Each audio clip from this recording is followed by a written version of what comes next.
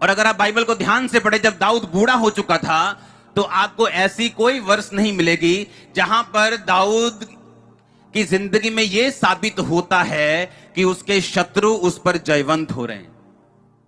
एक भी वर्ष बाइबल में आपको ऐसी नहीं मिलेगी। अगर दाऊद भजन संहिता ना लिखे तो मैं ये समझता हूं हम कभी भी परमेश्वर के फुल प्लान को उसकी जिंदगी में कभी समझ नहीं पाते। हम उसे मिसअंडरस्टूड कर देते, जिस तरह आज लोग परमेश्वर के वचन को तोड़ मरोड़ कर उसे अपने तरीके से निकाल लेते हैं अपनी इच्छाओं को पूरा करने के लिए। दाऊद ने कहा बुढ़ापे के समय मेरा त्याग ना कर, और उसने कहा शत्रु मेरे विषय बातें करते हैं और मुझे मारना चाहते हैं, मेरे प्राण के विरोधी हैं। लेकिन अगर आप पहला शमूएल, दूसरा शमूएल, इतिहास पहला दूसरा इतिहास राजाओं पढ़ें, जहां पर सब राजाओं के बारे में जिक्र है और इन्हीं के बीच में दाऊद का जिक्र है। जब पहला शमूएल 16-17 से आप इसको पढ़ते हैं तो जैसे दाऊद की जिंदगी बढ़ती जाती है, वो अपनी जिंदगी में बाइबल कहती है हर एक लड़ाई को जीता। और अगर आप उन अध्यायों को पढ़ें, पहला शमूएल और दूसरा शमूएल, आपको यह नजर नहीं आएगा कि अपने बुढ़ापे के टाइम दाऊद किसी भी तरह की विपत्ति में था, क्योंकि बाइबल ऐसा कहती है कि वो अपनी हर लड़ाई को जीता। इतिहासकार बताते हैं कि उसने 60 से 70, 66 तकरीबन लड़ाइयां लड़ी और वो 66 लड़ाइयों को जीता। जब भी उसने पाप किया बैतशबा के साथ, तभी उसकी जिंदगी में पारिवारिक कलेश पैदा हुआ। उसकी बेटी मारी गई, फिर उसके बेटे मारे गए, उसके घर में तलवार चली। जो उसने दूसरे की जिंदगी में बोया था वो उसकी अपनी जिंदगी में हुआ। दूसरे की पत्नी ले ली, उसकी अपनी बेटी के साथ रेप हुआ। और बाइबल कहती जब उसने दूसरे के पति को मार दिया, उसके अपने घराने को मौत का सामना करना पड़ा, क्योंकि परमेश्वर ने कहा कोई तुझे छूने भी ना पाता अगर तू ये पाप ना करता तो। लेकिन उसके बाद जब दाऊद उस समय जवान था, उसके साथ जब दाऊद अधेड़ हुआ, जब दाऊद बूढ़ा हुआ, तो बाइबल में कहीं भी ऐसा नहीं लिखा कि दाऊद की जिंदगी में कोई ऐसा ट्रबल आया हो जिसने उसको हरा दिया हो।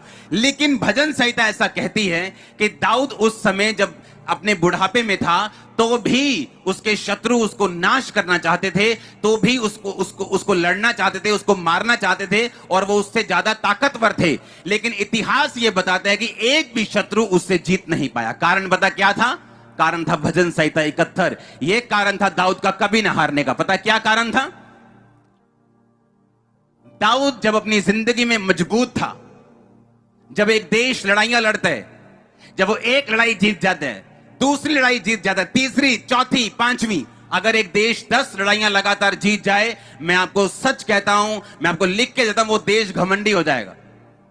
उसको मालूम होगा मैं अपनी पावर से जीता हूं, मेरे पास परमाणु हथियार है, मेरे पास मिसाइल है, मेरे पास एंटी मिसाइल सिस्टम है, मेरे पास टैंक सबसे अच्छे हैं, तोपें सबसे अच्छी, मैं 10 लड़ाइयां जीत चुका हूं।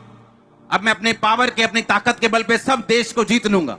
पर दाऊद को एक बात मालूम थी जो आज का विश्वासी भूल चुके, कि उसके पास शारीरिक ताकत थी, उसके पास एक इतिहास था जीतने का, उसके पास एक रेपुटेशन थी कभी ना हारने की।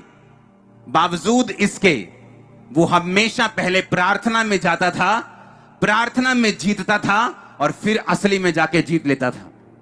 ये उसका सीक्रेट था। तारीफ करो जोर से। अगर आप बाइबल को ध्यान से पढ़ें तो आपको नजर आएगा कि दाऊद जब भी लड़ाई लड़ा वो घुटनों पे लड़ा है। वो शरीर में नहीं लड़ा, वो तोपों से नहीं लड़ा, वो तलवारों से नहीं लड़ा, वो घुटनों पे लड़ा है। घुटनों पे आके उसने परमेश्वर के सामने बच्चे के समान अपने दिल को उंडेला है।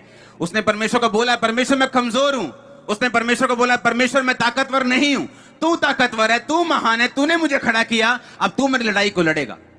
क्योंकि ऐसा नहीं हो सकता, अब कितने भी महान देश क्यों ना हो, कि आप 66 लड़ाइयां लड़ें और 66 जीत जाएं और आपकी इकोनॉमी नीचे ना आए, आपके लोग नीचे ना आए और फिर भी आप नंबर 1 बने रहें। ऐसा पॉसिबल नहीं जब तक परमेश्वर आपके साथ ना हो। यह दाऊद की जिंदगी का सबसे बड़ा भेद था। उसकी लड़ाइयों की जीत का कारण उसकी आर्मी नहीं थी, उसकी लड़ाइयों की जीत का कारण उसकी स्ट्रेटजी नहीं थी। एक बार दाऊद ने अपने सेनापति को बोला, जा और योद्धाओं को गिन कि मेरे पास कितने योद्धा हैं। उसने कहा, तो क्यों ऐसा पाप करता है, क्यों योद्धाओं को गिनता है? लेकिन बाइबल कहती है शैतान ने दाऊद को उभारा था कि जाके योद्धा गिन। और जैसे ही उसने योद्धा गिने, योद्धा गिनने का मतलब है कि मेरे दिमाग में आ गया, अच्छा मेरे पास 15 लाख तलवार चलाने वाले योद्धा हैं, इसका मतलब मैं परमेश्वर के ताकत पे अब भरोसा नहीं कर रहा हूं।